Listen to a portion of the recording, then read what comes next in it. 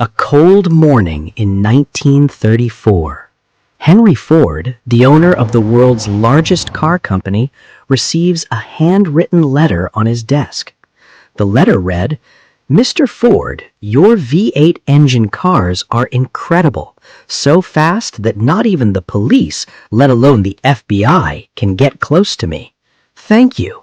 Signed at the bottom, John Dillinger. Just imagine, a criminal openly mocking the police. At that time, America was suffering through the Great Depression. Banks were taking away people's homes, and in the middle of all this, a man emerged who was robbing those very banks. To the common people, he wasn't a criminal, he was a Robin Hood.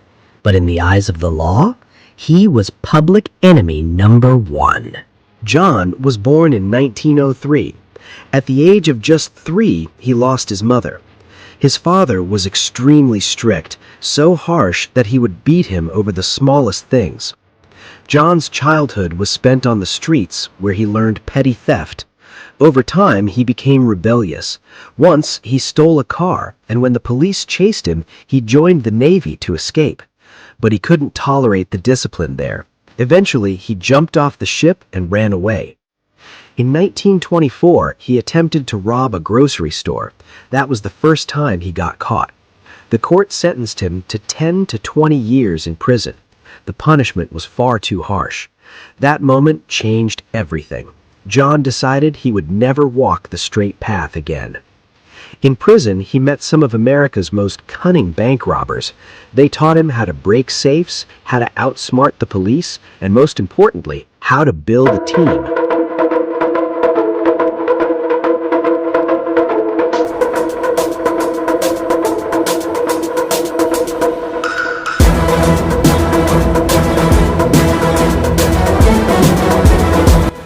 In 1933, John walked out of prison. The moment he stepped outside, he did something no one had ever imagined. He planned to break his old prison mates out. First, he robbed banks himself to gather money. Then, he smuggled guns inside the prison.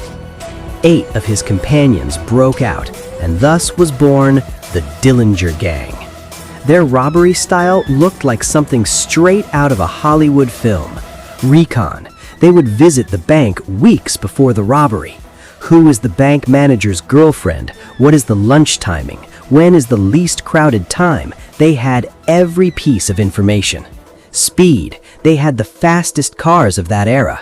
They would scatter nails on the roads so that police car tires would burst. Swag. John would jump over the bank counter to get inside. He didn't kill people. Instead, he took them hostage and used them as shields. And once, things went even further. When they ran out of weapons, they didn't rob a store. They robbed a police station. Police officers stood there with their hands up, and John's gang walked out carrying the police's own machine guns.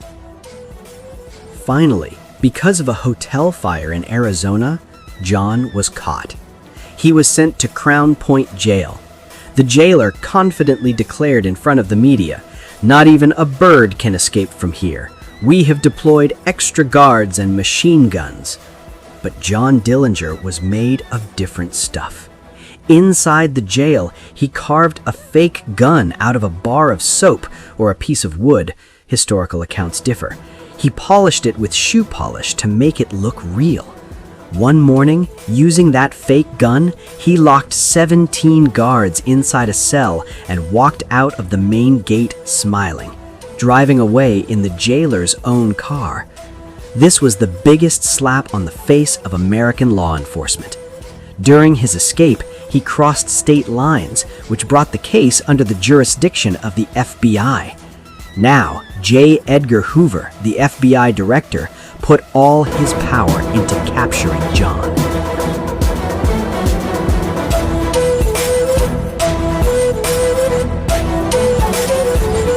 John was now on the run. He underwent plastic surgery to change his face and even poured acid on his fingertips to erase his fingerprints. He was living in Chicago under a new name. but he was betrayed by someone close, a woman named Anna Sage, who wanted to save her citizenship. July 22, 1934, the Biograph Theater in Chicago. A film was playing, Manhattan Melodrama. John walked out after watching the movie. With him was the lady in red, Anna Sage, who was a signal for the police. As soon as John stepped outside, FBI agents surrounded him. He tried to pull a gun from his pocket, but before he could act, 3 bullets passed through his body. John Dillinger collapsed right there. As he died, the crowd around him went wild. People soaked their handkerchiefs and clothes in his blood, keeping them as souvenirs.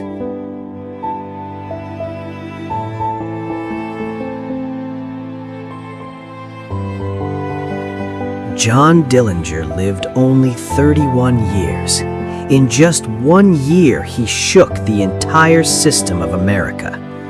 Was he a murderer or a messiah of the poor? This debate continues even today. But one thing is certain. In the world of crime, there has never been a showman like John Dillinger, neither before nor after. If you found this story chill to your spine, let me know in the comments whether you'd like to hear the next part or a story about another gangster.